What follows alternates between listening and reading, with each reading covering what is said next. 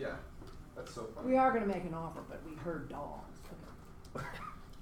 That does not. My neighborhood doesn't have dogs. Yeah. Dog-free neighborhood, that's interesting. Okay. It's after 1:30, so I guess we'll get started, and we know we'll have the latecomers. Anyway, welcome to Scripts class. I'm Arjé McCarty. They told me I'm supposed to do a class on scripts, so I've put something together from different things I've done over the years, and I hope that it will be helpful. But before we start, I want to see who all's here. And everybody kind of knows each other, but name, how long you've been in real estate, and how long you've been at Keller Williams. How's that? I'm Stephanie Bungan Griffith. I got my license in March or February, 102 of this year. Okay, and wow. I've only been with Keller Williams, so that's me. Good. Marty Johnson, 2.5 years, all with Keller Williams. Okay. Stand up here right better. Who's next? Heather Scott. Heather. 2.5 years, Keller Williams. Y'all come at the same time? Mm-hmm. Just about. Hank. Hank Williams, 1 year, 1 month, and all that time with Keller Williams. Okay. Kevin Pelkey, 4 months. Keller Williams. 4 months. Becky. Becky Veal, 27 years. I was with Arjé at Harry Norman Realtors. and then went to Remax, did an awful little stint at Atlanta Communities, and I've been here about 4.5 years. Okay. Marco Rossi, 6 months, Keller Williams. 6 months. Good name and how long you've been in this. Mitch We're giving name and how long you've been. I think Name you're going to right win the there. award. 2 months. 2 months. Hi, I'm Caitlin Celerillo. I've been here since August. Jeannie Posner, also since August. Good. Okay, so just so I kind of have a feel. Well, first of all, the question is why scripts? Now, I will tell you, I'm trying to save you 20 years of time by doing this class. And Becky and I, we were like, scripts. It's fake, it's this, it's that. What is a script? Why do you want to do a script? And the point is, what you really want to do is have a better way to connect with people and help them.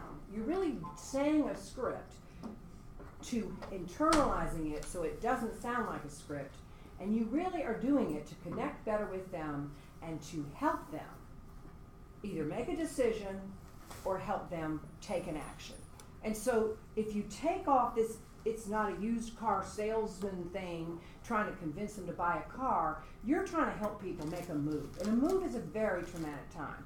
I tell people, I forget all the stuff that happens during our transaction. They get anxious, they call you names, whatever. You just have to realize they're just tense, try to think what's happening, but your scripts, your wording is to help them. And if you can get that in your mind, it'll help a lot.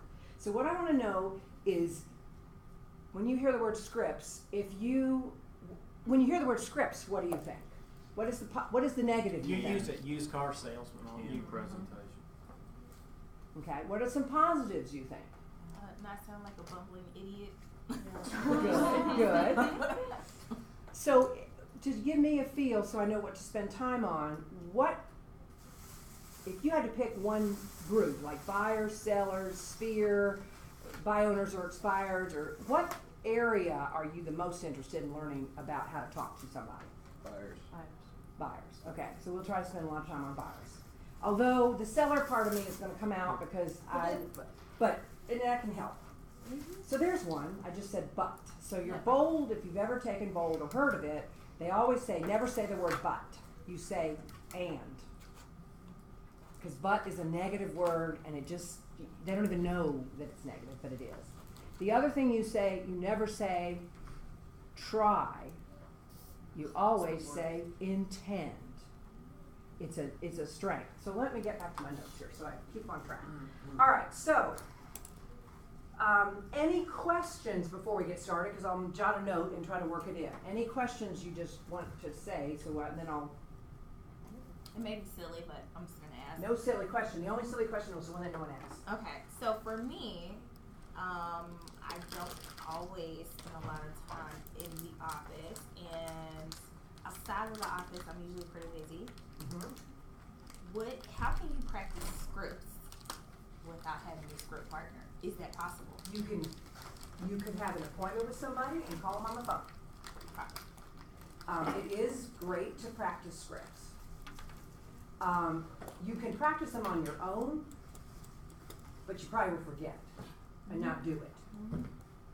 But like I said, you could have a script partner, or you could have a group of agents maybe in the same length of time, in the business, or generally speaking, any group, and you could even rotate scripts. So I'll tell you a funny story. So scripts are kind of new because when we started, you didn't do any of this stuff, and so I had a scripts partner in Bold, and this guy kept wanting to talk to me at 6 o'clock in the morning, and that's a whole mantra. And I'm like, no, I'm an empty nester now. That's my time. If I'm up, I'm not doing work, but I'll talk to you at 7:30. And we had this battle about it because he wanted to do it his way. And then they told us in Bold, and this is true, in scripts, you should really don't fight if you see a script and you like, just really try to memorize it, really get it, and then you can not internalize the whole thing, and then it'll come out natural. So he is like, I'm trying to do a for sale by owner. I don't really call that many for sale by owners. So I'm like, but I'm trying to do the script, and I'm kind of. So then somewhere along the way, he asked a question, and I launched into an answer, and he goes, well, that sounded so natural. I mean, he thinks I'm a new agent. I've looked him up, and I sell more than him. So, but I'm trying to learn the Bold way, to learn an open house or a for sale by owner script that I've never done. And I'm trying to do it and memorize it, and so I do sound jerky because I just tried to memorize it 15 minutes ago. Mm-hmm. And he was kind of like this superior, because he's that was his script. He calls a lot. But I want to say, well, now you try sphere scripts. Yeah. but anyway, so it was interesting. But we had script partners, and then we rotated, and I got another one that was much easier to work with. But you just find somebody, and you're trying to work, you're not judging each other, you're just trying to work on the scripts.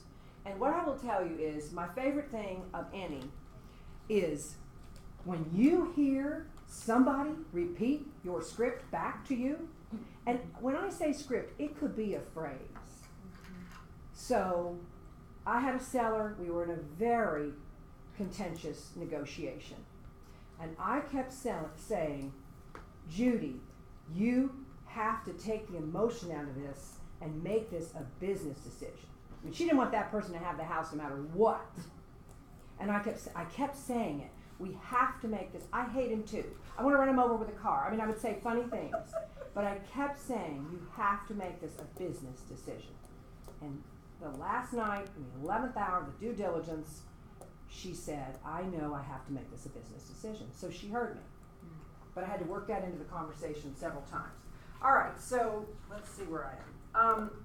So what is a script? To me, I am not as good as some of our folks at true Keller Williams scripts. But the good news is that you can learn at any stage of your career. And so when I went on Keller Williams, I'll show you later, you can find a script or some ideas for almost any situation. And the thing about scripts is that when you're in negotiations or talking to a seller or a buyer, there are only so many objections. They're all the same. There's only a few. And if you start having your answers ready, nothing is impossible. And you may, if somebody says something to you and you don't know what to say, look at that as a positive, not a negative, that you can now go get good at that. If you felt like you fumbled a little bit, go find a script for it, go get wording, work on wording. You would have said, I would have said this, it would have been better to say that. You can also use strong words with other agents when you're negotiating. There is a course with Keller Williams that I highly recommend. It's a dial-in course. You pay for it by the month, and it goes for like 3 months. It's called Language of Sales. I would suggest you put it on your calendar to take it once in 2018. It's just a phenomenal course because what it's talking about is how we speak is so important. One of the things, and I can't teach 12 weeks in 5 minutes, but it talks about mirroring and matching. And a lot of this is I've seen it other places, but you take the pace of the other person. Slow down if they talk slowly, be faster if they faster, or if you need to speed them up, like a buyer, maybe you talk a little more excited about the house to get them going. So you use the way you operate, the way you walk, if you're with them in person. When I was negotiating the situation the other night, I'm talking very slowly, and I'm just calming myself down. Usually when I get an inspection amendment, I blow up because I'm just furious that this buyer's inspector. So then I don't call them till I've calmed the sea, because we're allowed to be mad. But, okay, how am I going to handle this? What am I going to do? It's all about information. It's all about money. We can get through this. So you just talk in a manner that's stronger. The other thing is that choosing your words, and that's what language of sales is about. So you're using words such as you throw in, there's adjectives, and language of sales is magical about how they program you to think about how you say things. Automatically, you understand that we've got to work with this buyer. The word automatically is a strong word, and it's getting into their head. And again, not to get what you want, but to get them not to get mad at that buyer and walk from the contract. So you're using words to help them, again, as I said. Luckily, this house just came on the market. We can make a strong offer and get it. Again, the word luckily. That's in the language of sales. One I use all the time, that's exactly why we need to, just that word, that's exactly why. It gets their attention. So they really listen to you. Or obviously, you can think about an offer like that, but you really shouldn't make it. So you use words to help them see things. The other thing is there's something in language of sales called embedded commands. And that is basically where you say, Marty, if you really want to know, what your house would sell for, I'd have to see it. So why don't we set an appointment? Well, we can just look on Zillow. That's not going to tell you what you need to know. So, you use the word set an appointment or call me. Every time I write a sentence at the end of an email and I say, call me if you want to know, I always change it back around to, if you want to know what the houses are selling for in your neighborhood, call me. So I put the command, so to speak, at the end of my sentences. It's just trying to say, you have people. I have this lady that I saw the other day. She has been talking about moving for years. I have suggested I come over to her house for years. She just keeps talking about how she's going to sell her furniture. And I keep saying the same thing over and over, and she's not an A+.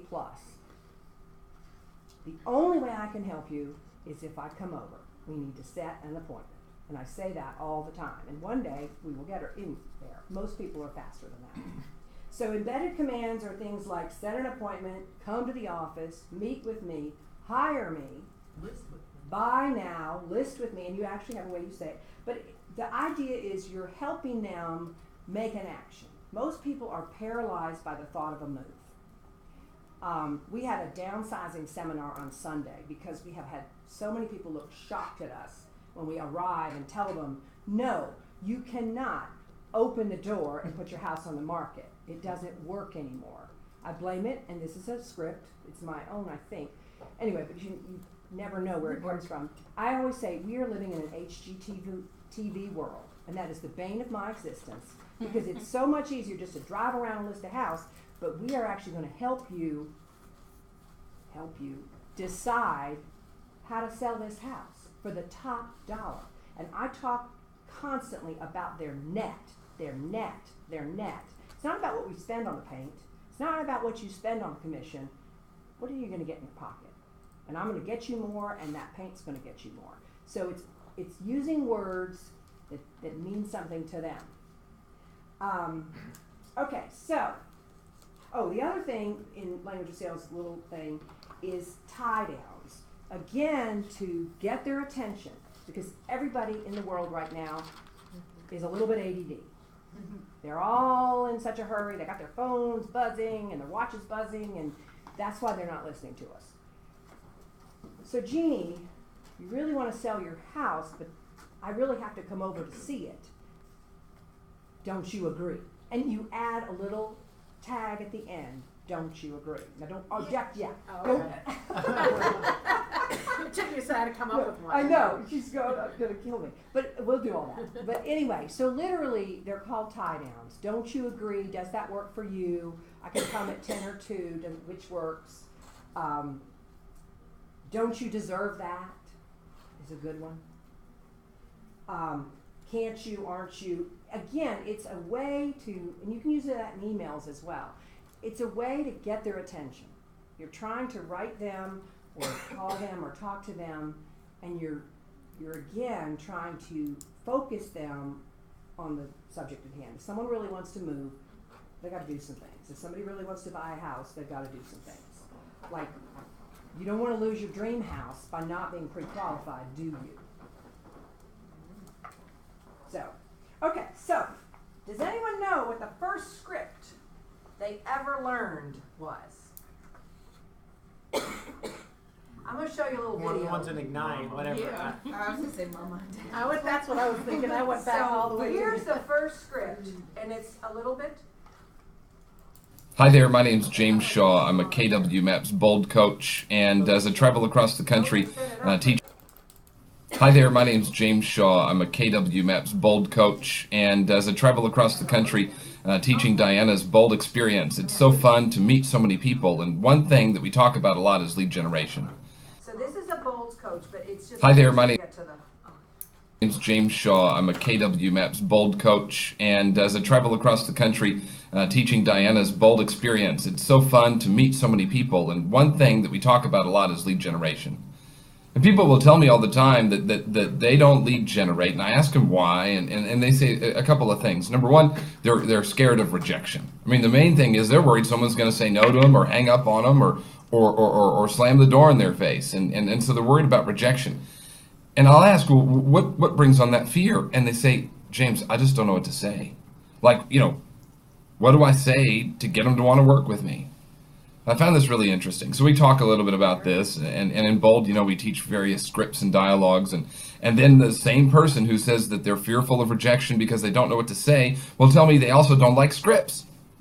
Like, tell me about that. Well, I've never said scripts. I don't want to use scripts. It's just not me. Scripts aren't me. I don't use scripts. They're for other people, not me. I go, that's fascinating. It's fascinating. Because, I think we've been using scripts since we were, really little. I think we've been using scripts since we, were, born. The other day I was talking with this about someone, and it made me think of this. In fact, I'll show you a little picture right here. This right here is my daughter, Naomi. This is my daughter, Naomi, right here. Can you see that? And that's her Halloween costume. She was Aurora this past year on Halloween. It's interesting. She put on her little dress, and we went into the neighborhood, and you know what she did? She went up to people's houses, and guess what she did? Knocked on doors. Yeah, she knocked on doors. It was quite fascinating. And then the people would open the doors, and of course, you know what she said, right? What did she say? Say it with me. Trick or treat. That's right. Guess what? It's a script. Trick or treat is a script. And what happens when she says trick or treat? People give her candy. Yeah, and she just goes from one door to the next door to the next door to the next door. Trick or treat, here's some candy. Trick or treat, here's some candy. Just all the way down the line. It's lead generation, guys. You've been doing it since you were 2. She could do something different. She could if she wanted to, go update her Facebook page and say, hey everybody, it's Halloween, I've got my costume on, I'm sitting over here at my house. If you have any candy, bring it on by. And she could just sit there and, ooh, I hope somebody brings me some candy. Hope somebody brings me some candy. And just sit there waiting. How's it going to work out? It's not. See, here's the thing. Just know you've been using scripts.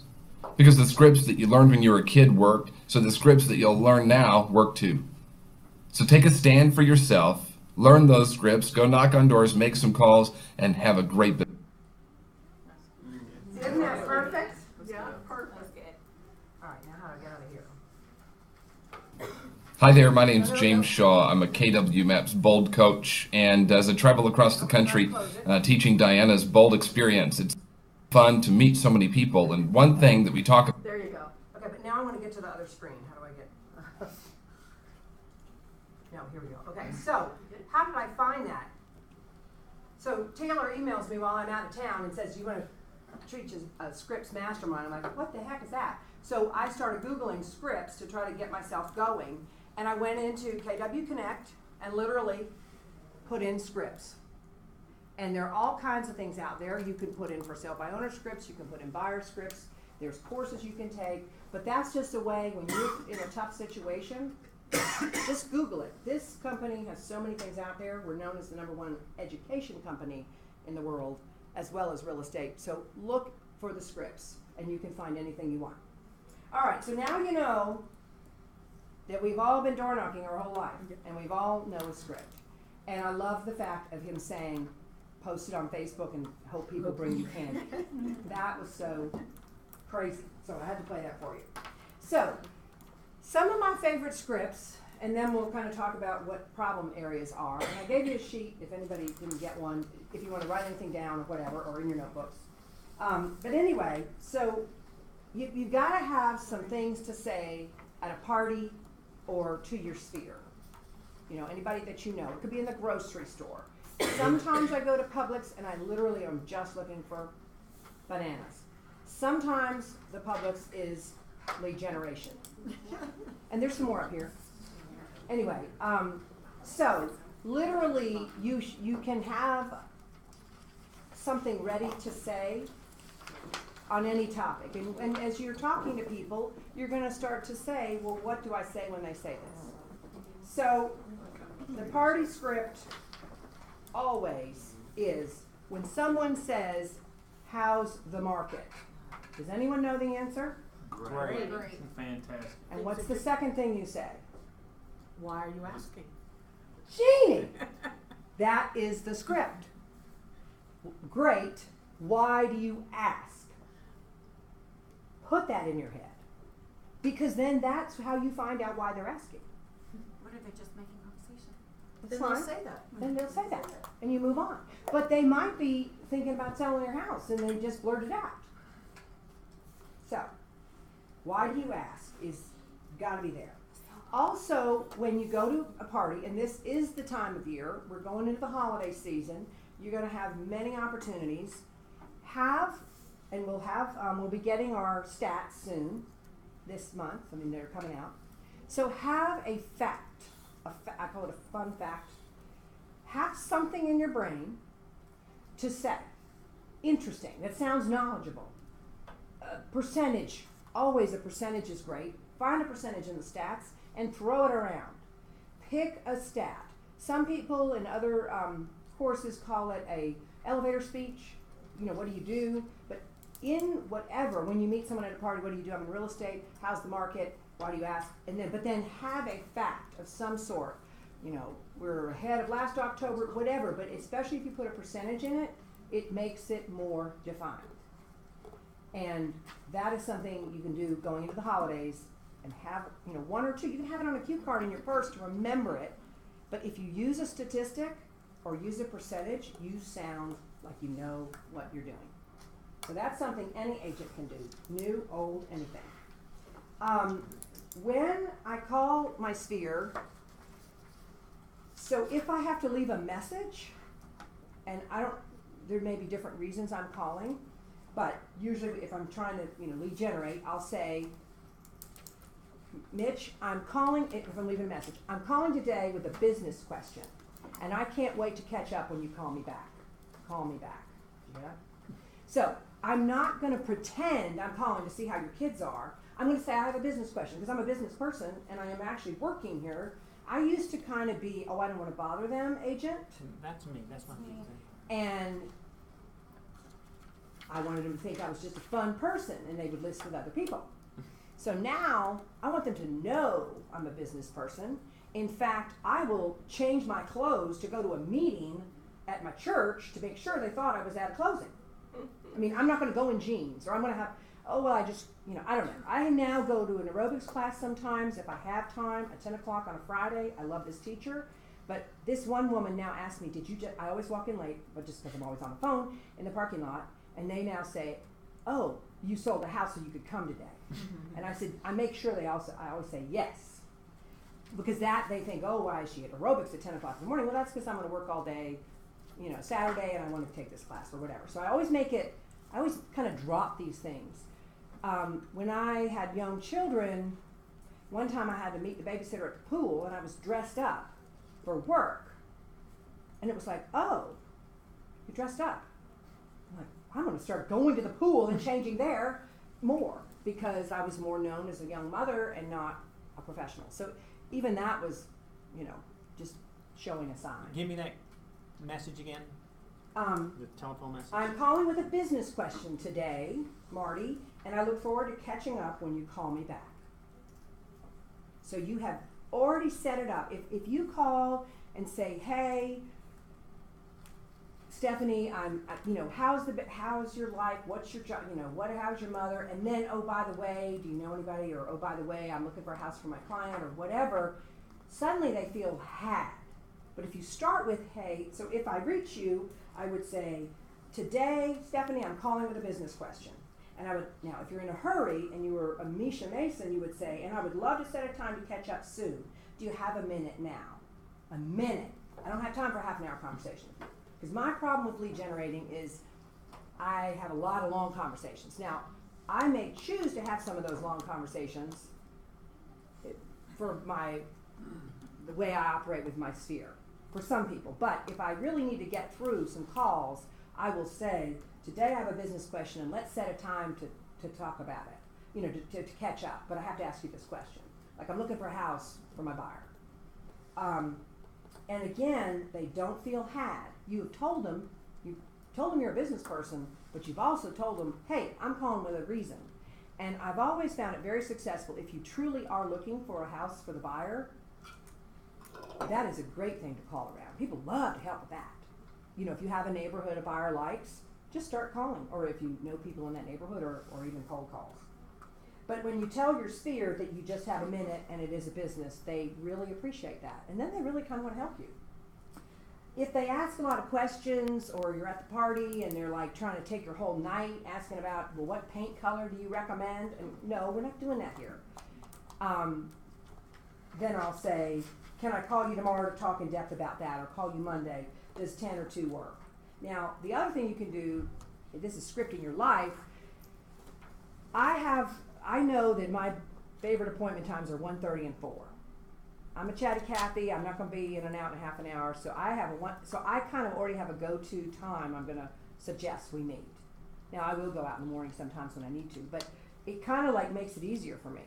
And I also then can remember when I'm supposed to be somewhere. I mean, I do have it in my calendar, but still, it's just an easy, I don't have to fumble thinking what the answer is. So I always try to push into 1:30 because it leaves my morning open. But again, trying to push them, like this person that's been talking about moving for years, she just wants to talk and talk and talk at church or in the parking lot of Publix or wherever, and I just have to keep saying, I can't really answer any of those questions anymore. I've given you as much as I can. I have to see your house to tell you how to move. So just be consistent, say something similar over and over. Open houses.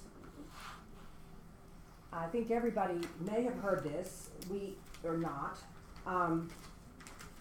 The question is not, do you have an agent? It's, who is your agent?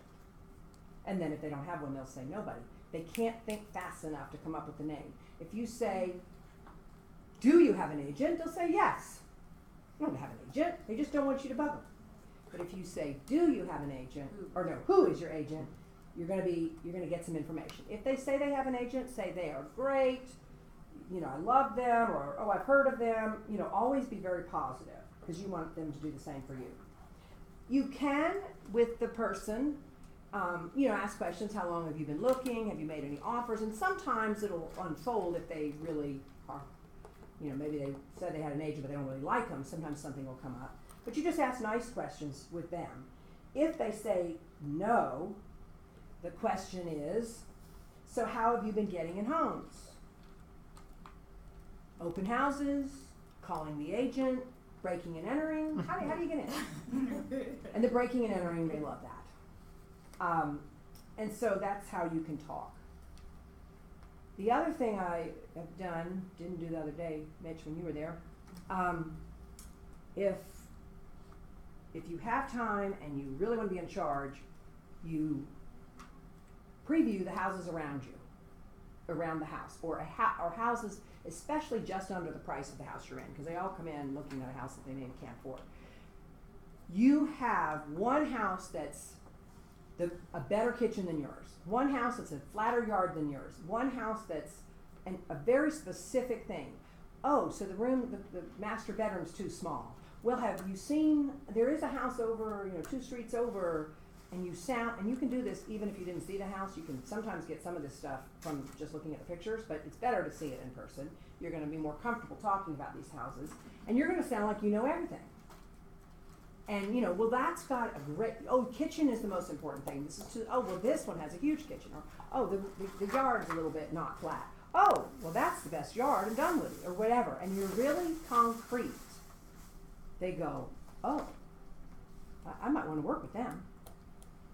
The other thing is, would it be helpful for you to know about houses before other buyers do? We can get you in before other buyers. Wouldn't you like that? There's one of those tie-downs. Let's set an appointment to talk about what you're looking for so that I can find it. Now, sometimes if there's no one in the open house, you can start kind of have a little mini meeting. But what you really, really want to do is see if you can get them to come meet with you at the office or at a Starbucks for coffee, if it's too far from the office. First choice is get them to the office. They're going to be blown away. We have a great looking office. You look powerful. We have 300 agents. I mean, you mention that, they go, oh my God, this looks like a hub of Dunwoody right here. Now, if you're trying to sell something incoming, you meet at let's meet, find a place, Panera, Starbucks, whatever, to meet with them. That's the best way, is to get them in front of you and talk about what you can do for them and what they want. The other thing about any kind of scripting, or really anything, is it's not about you. Make it all about them. What is this going to do for them? And it'll come across, you're sincere, and they'll know it. I have a whole bunch of seller things, but we'll start a little bit with sellers. With sellers, I'm trying to take the emotion out.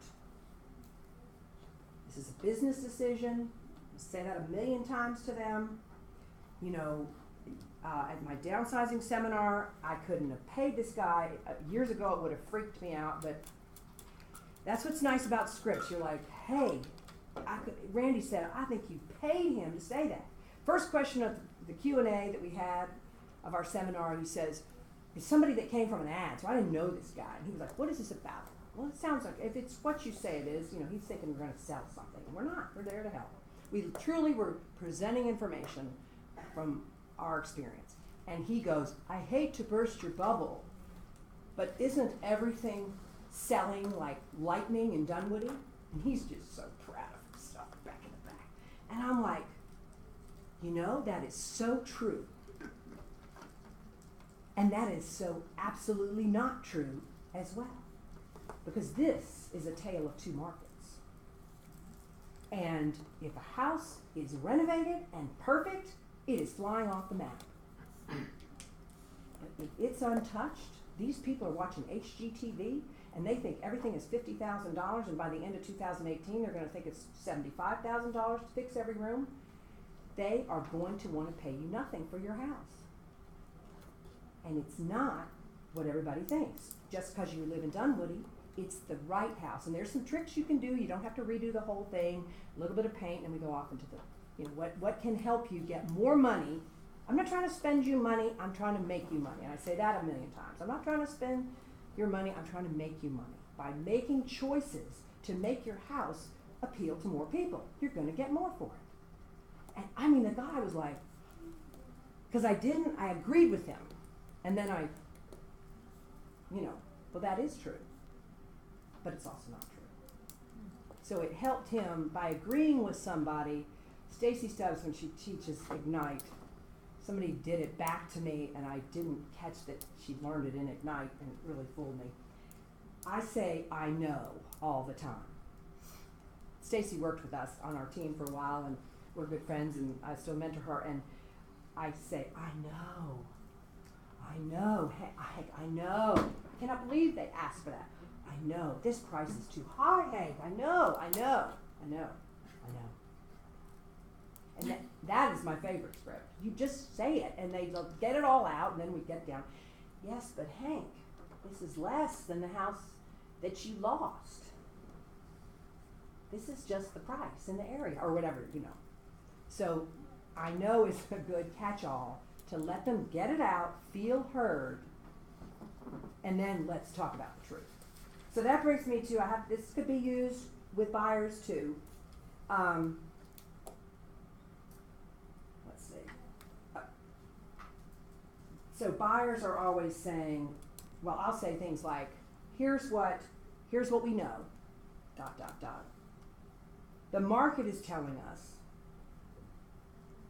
and that could be buyers or sellers. We like to make decisions based on data, and the market data is telling us, whether it's a buyer or seller, you could use. I use them in with sellers, but still. I don't make the market. I simply know how to interpret it. So when they get mad at me, when their house doesn't sell, I do not. Now I might have to get myself and talk myself into not feeling badly. It is the market. It is the market. It is the fact that you waited 3 months, and now the house across the street sold for less. You are worth less now. We have to look at what happened just now. It is the market. We're now in October. Things are slow. It is the market. We're in January. You've got to be better looking, whatever. The other, this one I didn't write it down. It's when I'm talking to sellers in particular, it's a beauty contest and a price war. You have to be the best house for the best value to win and to get multiple offers. Say that one again? It's a beauty contest and a price war all at once. You have to be in the best condition for the best price compared to the competition. So my problem is a lot of my sellers are having me come out. I tell them what I think. I don't actually anymore tell them what I think it's worth. I make them choose the price. I give them the data. I talk about positives and negatives, and I said, but this is a little bit of a roll of the dice, because if there's nothing for sale when you're ready, versus if 5 new things come on the market, we're going to look at it again the day we have pictures, and we're going to pick our price based on the data. It's not because we want it, it's the data. It's competing and getting the most we can for your particular house. This is a little bit of what would happen if? What would happen if you don't sell, Heather? Would you just keep the house and rent it out? What would you do? And you go, what would happen, or what does it look like if your home stays on the market through the winter? Is that okay with you? What if you don't get an offer at that price? Well, my house is worth this because... What happens if you don't get that much? Would you just not move? Would you just buy the other house? But I don't know. How would it feel? How would it feel is another one with anything, but how would it feel if you had to go back on the market? Or when Ignite, we use that one for buyers. How would you feel if you lost? If you lost the house, if you didn't bid $100 more and lost the house. Right. So that's the same thing with buyers. Now with buyers, you need to put emotion in. That you have to try to get them excited. And some of them are just, when they don't find a house that they love, they just get stuck. I have one that lost a house and he's stuck. So I'm trying to incite him to get excited. So with him, I'm saying fall is an excellent time to buy. Right now, you're going to get a deal on a house. So we should get out there and see if we can fix it, because the deals are now. January, there's going to be a ton of houses on the market, but they're all coming out at full price. They're all they're adding $10,000 or $30,000 because it's January, it's a new year, and they're going to be looking for those spring buyers. Right now, you're one of a few buyers, and you're strong, and these people need to sell that are on the market right now. You're going to get a great deal. Maybe we have to spend a little money on these houses. His wife doesn't want to do anything. You know, maybe we just need to have so-and-so come with us and look at it. You know, we can fix this. But in January, when they're all waiting for January houses, they're all going to be top dollar. They're all starting their, you know, and they're going to be wanting more. And you're going to have to spend more because there's going to be also more buyers out. So you're going to be competing. And so you try to, with buyers, you're really, again, you're not trying to hurt them. You're trying to let them get a good deal. So everything I'm doing, the other thing with both any client is why are they moving? When do they want to move? What's the situation? Is it school related? I got to get into the new school district. Is it whatever it is? I really don't. I need a ranch because I can't walk up the stairs anymore. Word is not use. You remind them of their circumstances to help them get past it. So the lady with the whole incident with the due diligence, she does not need to keep this house during the winter. I had to remind her her home is now in Rome with her sister. We can't just get mad at this guy. We got to keep him. He's going to close in November the 3rd. We can't find anybody for, you know, any faster than that, and probably the next one is not going to be until the new year. So I had to help remind her of why we're selling this house. We gave it our all to get more for this house. It did not work. And I maybe remind her of certain offers or certain people and what they said. And don't forget about the carrying cost of waiting And 2 the months. carrying cost. It's going to And cost what you if to a wait. pipe freezes? I mean, these are all things not to get my way, but to get her from not just being pissed off and not wanting to sell to the guy. We needed him if we could get him to a right price. With buyers, again, you need to be pre-approved now. Again, using words like now. You need to be pre-approved now so that when you find your dream home, you don't lose it to a buyer that has taken the step to be pre-approved and with a lender that will answer the phone on Sunday. That's how I get rid of when they want to go 1-800 or Quicken or whatever. You need to be with a lender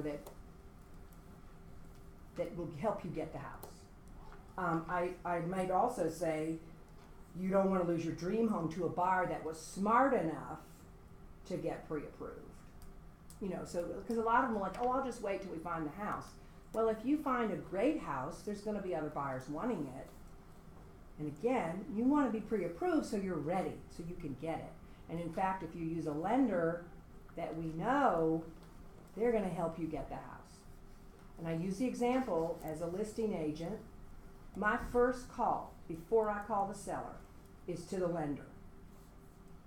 I want to talk to every lender and know how good this buyer is. And in all the years I've done real estate, this year I had a guy say, "What's the sales price?" "Oh, well, that's the top of his range." Are you kidding me? He shouldn't have said that, but he did. But so I knew the guy was very, you know, shaky. And he was like, "Well, how much are the closing?" I mean, if he was that close, he wasn't the right buyer. I mean, and we knew he would not have any money to fix anything, so he probably want us to fix everything, you know, ever.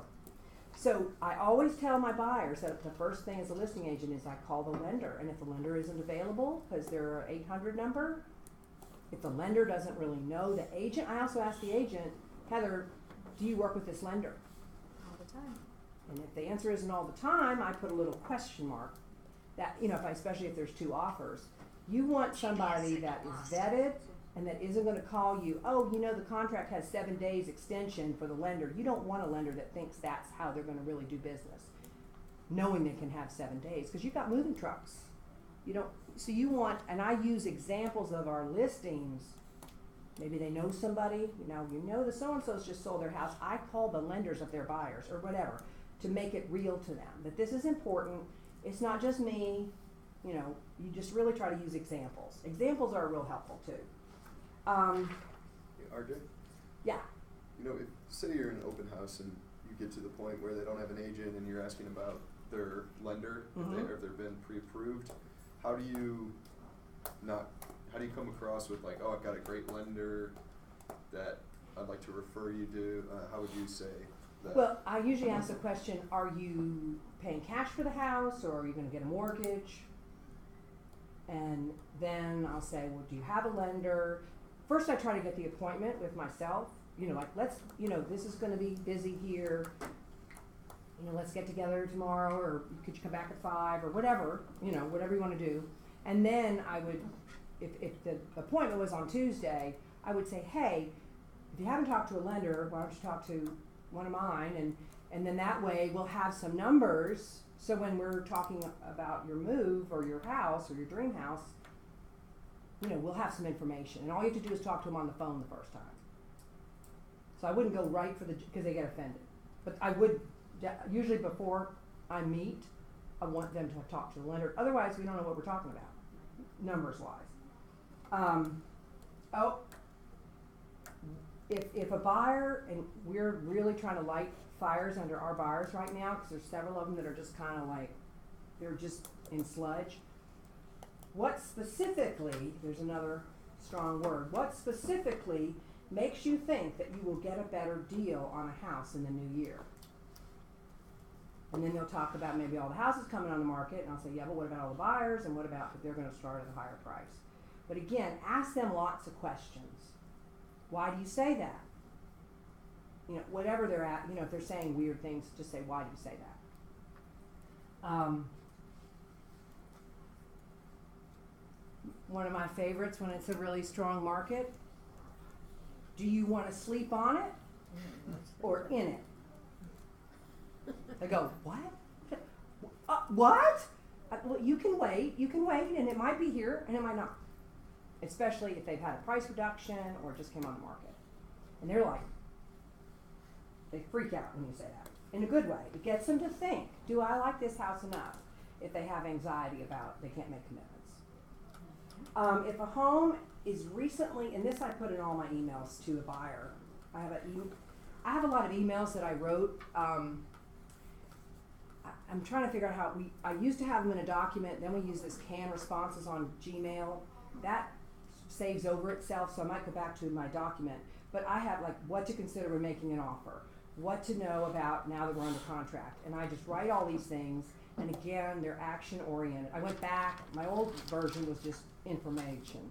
But I even go through my emails, and I'll probably do it between now and January 1st, and say, okay, can I get them more action oriented? Even like, when you're under contract, these are the things you should consider. You're an adult, you can choose, but surveys, whatever the information is, I'm going to tell them, and then I'm going to follow it up with an email, so that they don't remember half the things. But anyway, so in my email about making an offer, and I say this as well, if a home is recently listed, or it seems like it will get other offers, whatever the situation is, we tell our buyers, and if you say not will, you, Marty, should do this. You just say, we tell our buyers, so it's a little less threatening, to make an offer that they will be happy with if they get the house or if they lose the house to another buyer. In other words, you need to see these situations as having one chance to get the house. If you would have paid $5,000 more and you lose the house and you're kicking yourself because someone else got it, then you're going to be horrified. You should make that offer now, whatever you would be comfortable with. So if you lost it, I would mainly focus on losing it. If you lost it, you wouldn't kick yourself. All right, let's take a break for a minute. I've got all kinds of other things to talk about, but what questions do you all have? Is it helpful to hear? Keep going, too. Okay, all right. Let's see, expireds, it's kind of the same, specifically, expired person or your own seller saying, I think we're going to take a break. Like I have one, we can't seem to get it sold, they don't want to reduce the price. Great, I can appreciate that, always acknowledging them. What specifically causes you to believe that waiting 3 months will get you more money in a declining market? Or what specifically thinks waiting till next year, when, you know, they can look back on Zillow or in FMLS and see that you've been on the market. Like, why do you think your house is going to be worth more? You're the old listing next year. Now's the time to get the most for your house. If you believe that. Now, if you for some reason think waiting would be better, you can tell them that. But, oh, this one, I've never really used this, but I like it, so I wrote it down. Did you have a good experience with the last agent? You don't really care what the answer is? Then that is why you are going to love working with our team. Like, but they had a bad one or a good one. You just say, well, then that's why. I thought that was kind of a fun one just to throw in there. My favorite thing about expireds, and this is all, you hear Keller Williams talking about limited beliefs and so forth. Like if you're calling expireds, or you're calling anyone, and they're mad at you or gruff with you, or the guy that says, I hate to burst your bubble, you know, but houses are flying off the map, and you're like, look at it as an opportunity. But so my favorite expired was some guy that would be hung up on. He would call back and say, I'm sorry, I think we got disconnected. and so the person that hung up on him either feels bad or starts laughing, you know, because it's different. The other thing I heard recently was on for sale by owners. We all have a tendency to pretend we have a buyer. Hi, I just want to come out and preview, and that is a good line to say. I like to know all the inventory. I live in Dunwoody. I know everything, whatever. That can be a way to get in. But this guy says, well, the reason I'm coming out is because I want you to list your house with me. And you've had all these buyers, all these agents come out saying they have a buyer, you know, but I wanted you to know that I do want to see your house, but I also want you to know that I would like the opportunity to talk to you about listing your house and getting it sold. And it's such a different thing. Then he gets there and he says, well, give me that list of the agents, and before we list it, I'll call all of them and tell them to bring the buyer by, you know, the end of the day tomorrow. And then, you know, if they have one, I'll help you with the offer, you know. But then if not, let's get this listed. Well, guess what? There are no buyers with those agents that are calling. And so it's his way of turning the tables, and also some people might not like it, some people not like, but he's different, and he's doing it in a fun way. And he's calling the bluff. Let's see.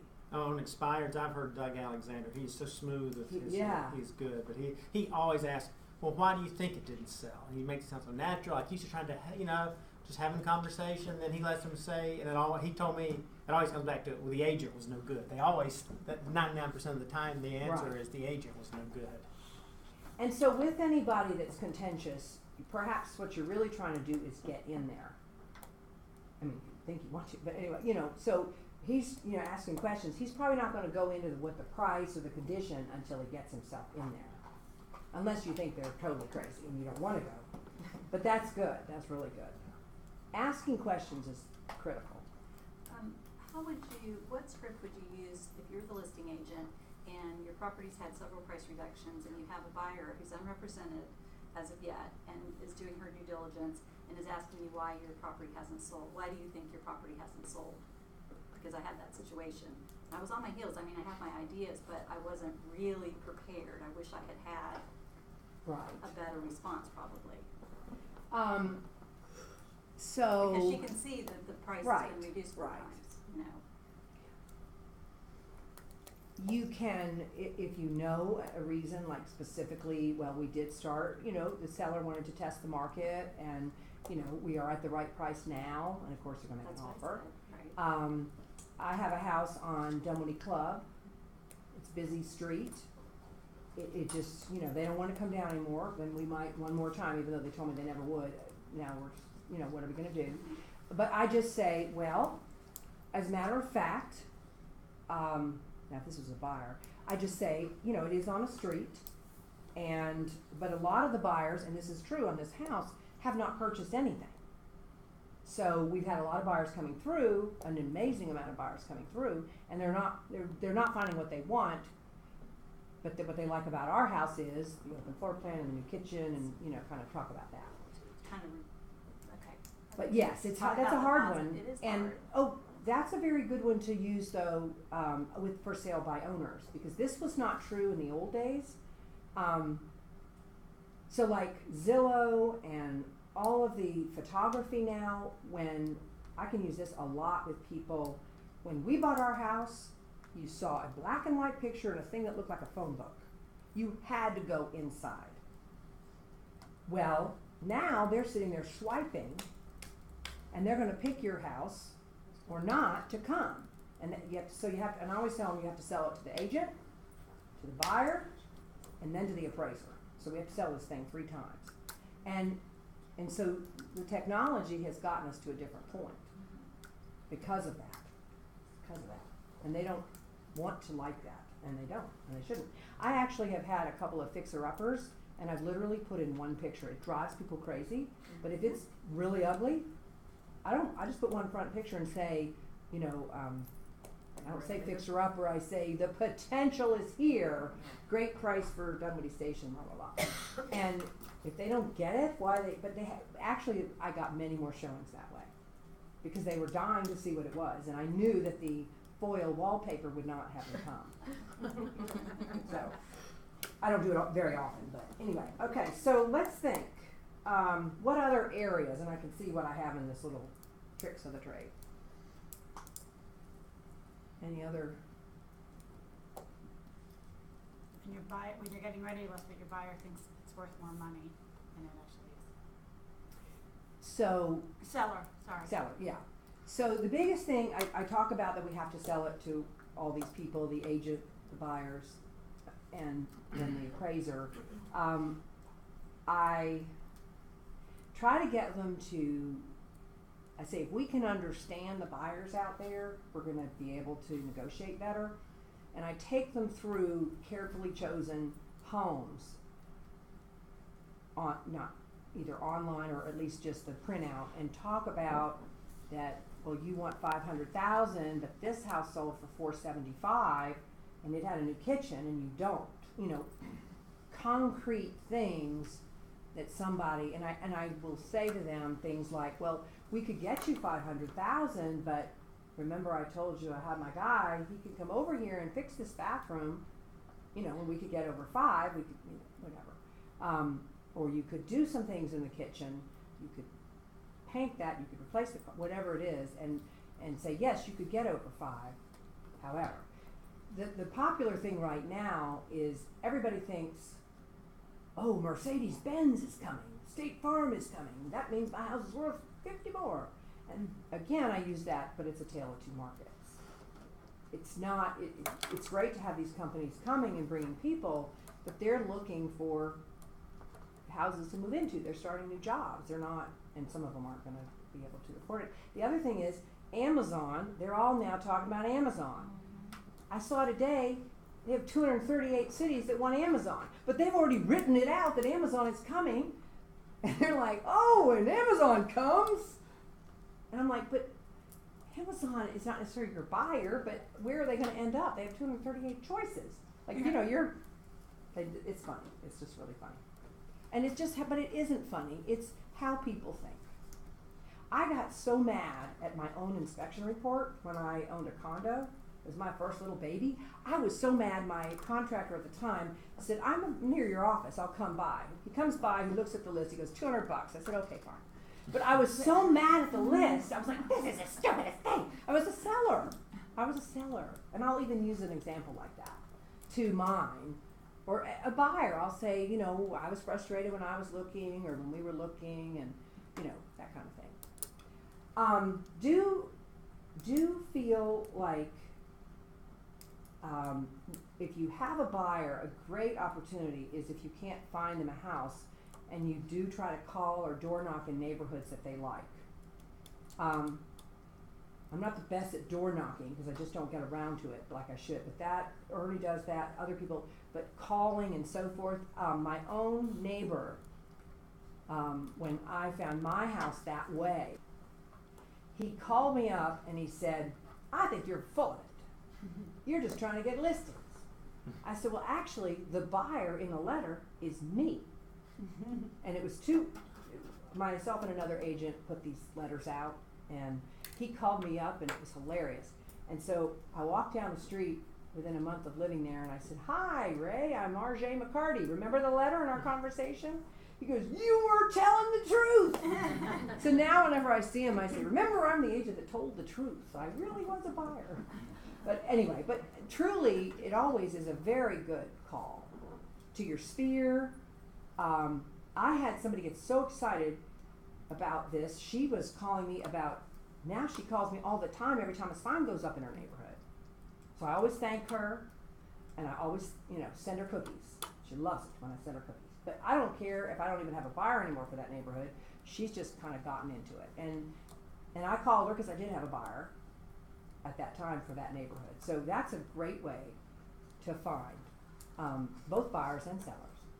They also think you're hardworking. And you are, because you're doing something else. For sale by owners. For sale by owners used to be a real problem, I think, because they could save commission. But I would say to them, my one-liner is, you should not care about what goes in my pocket. You need to care what goes in yours. It's not the amount of commission you pay, it's what do you get? How much do you keep? So stop obsessing about how much and think, how is the way to get the most money for you? And putting a sign and only having 5 people know about it is going to get you a certain amount of money. You'll never get a bidding war that way. Also, you don't know if someone's coming in from California. I always use California and New York because they have all the money. Coming in with, the real estate is so expensive. You don't know. You will only have access to people that see it on wherever you choose to advertise it. I have one. She always does by owner for a couple of weeks. She called me up. And she wanted to get together. They were ready to think about it again, now to move. And she goes, "You know me, I always have to do my by owner." And she's a real estate agent's daughter. But I'm going to say, when you did it the last time, that was okay. That was a time, and I told her don't do it more than 2 or 3 weeks because then you're old. But now, with Zillow and things, you then are an old listing when I get to you to list.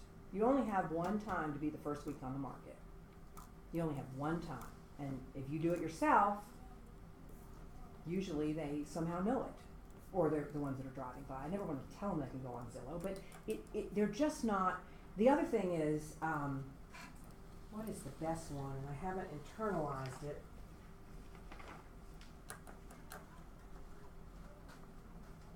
Well, you can get statistics on how for sale by owners get less. Let me think.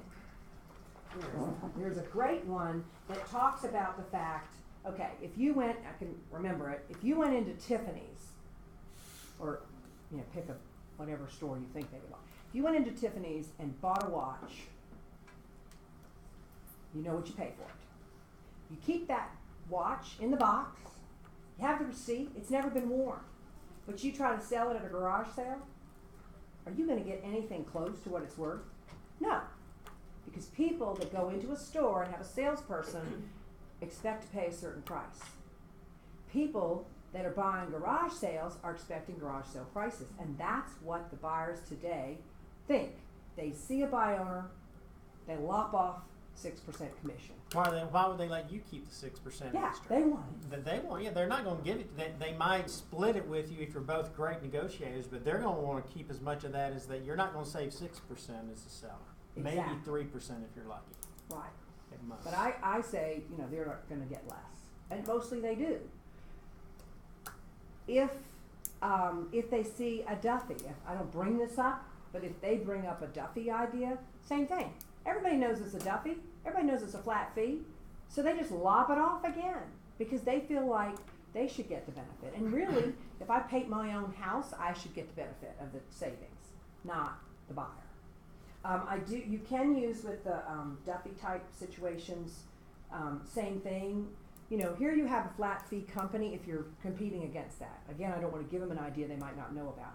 If you're competing with a Duffy, okay, so what motivation is there for a company that pays a fee, that gets paid a fee whether you sell or not?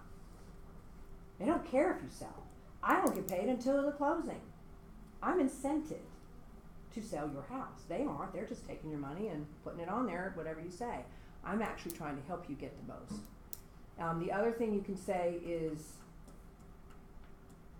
what else do I say about that? Oh, if you have an agent that is negotiating commission,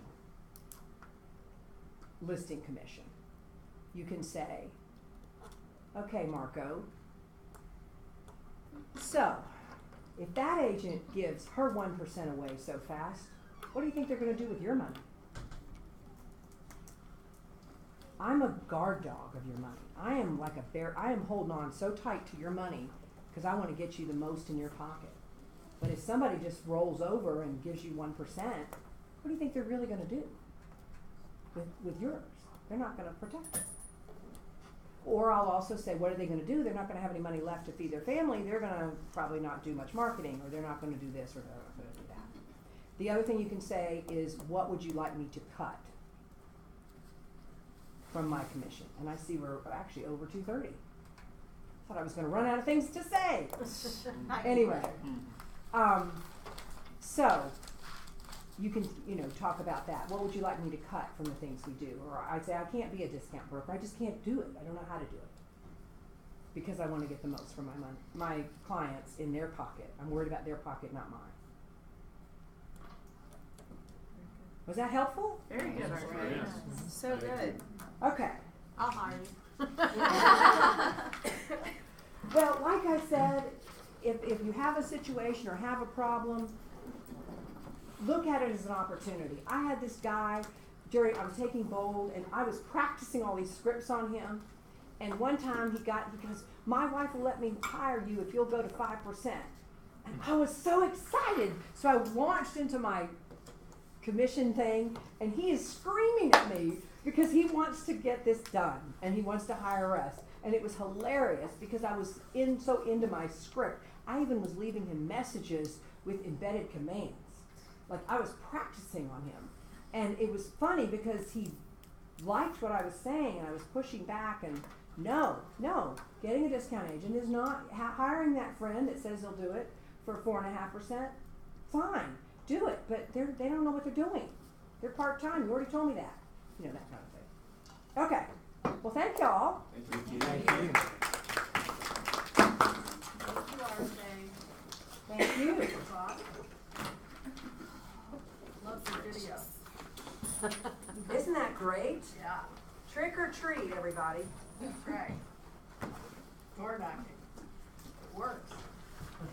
Okay, do I have to turn anything off up here? Stephanie, come on. We're in the office. Heather, I got a house now for $75. Which I one? will. What? I'm going to Tell take me. you up on that. One a pocket listing. Somewhere near your listing, there is a great gate. I love It's in that. Breckenridge. Next door, out for the first time. Now, there used to be, I'm pretty sure, the one with the metal fencing out in the front of the yard, they used to have a dog, a big Right, dog where that is they it? would leave out there. I saw your son They rent sold. property. I'm almost positive it was sold. Oh, yeah. Your son rented a house last night. Yeah, is that It's one? on the market. Because you did have someone, did you have Three someone there levels. last night also looking at it? Mhm. Okay, 'cause I- With when I all the drove deck, by, I was on at deck. They have it. What color part of it? There's no I was up living the top of it, quarters. facing him. I think it's that Yeah. way. Two other cars came and drove, and actually ended up. Okay. There's Okay. two levels. This one's three. And then one day there was a red truck there, is that your, Bethany, is that your son? No, the red truck is ours. Oh, okay, because that's when I drove home from the grocery store. Into one per house, and he said, "Hot water, but you told me it was truck." Well, that's gonna get into Four problem. bed, it's 4 bedrooms. I mean, it's gonna smell. They closed the door. Now, one of the selling Okay. points is Thank you. When they did that. it's the dog. So- I did. I sent it right before the meeting, so it should be in your email. It's in the neighborhood, it's in the parking lot next to it. Oh, It's on the other side. of the Anyway, road. that's good. Oh, very good. What's going It's got a on? small front yard. So I'm calling them today. They're trying to get permission for this doctor to be out of network. And they are trying, but like now I'm getting like, She's one listed I was for like, they said like, we should $495. have, something tomorrow. We have the head CEO of the hospital talking to They haven't done them, anything. da, da, da, da. It's gotta be one of these. So somebody Right. calls. Right. I need to get that because the longer it stays in there, the longer it turns into something. So, you know, and I know We need to get you a judge. this is the doctor, you know, so. And, you know, the other doctor is this one, he's only been doing it for 3 years. And then they sent me a list of doctors who Get you a card? the insurance company work with them. They didn't even put the guy who I'm talking to on the list. I'm like, really? Like, this is the one. We have it pretty much figured out, but I'm And trying they to want to send me all these other the best of places. it. I'm like, I'm having an issue. Yeah. So, Well, let me know. I Right. didn't get a Right. chance to really put together a good touch. I will On that end. figure that out. and well, I'm just quietly. And then I'm also, Format. you know, it's funny you said something about like self-treat people because I told you my neighbor, you know, they listed it out and she sold her house and ended up getting less than she bought the house for a year ago. Bye, Hank. Then they, So what was she's she listed? listed, Did she tell me? she's listed her reference her fiance. Thank you so much, that was so Oh, awesome. good. I was oh my Go goodness. back and look and see what you said. Well, Thank you. Whatever. It was good. It was fun. You were awesome. I can see why you're such a great agent.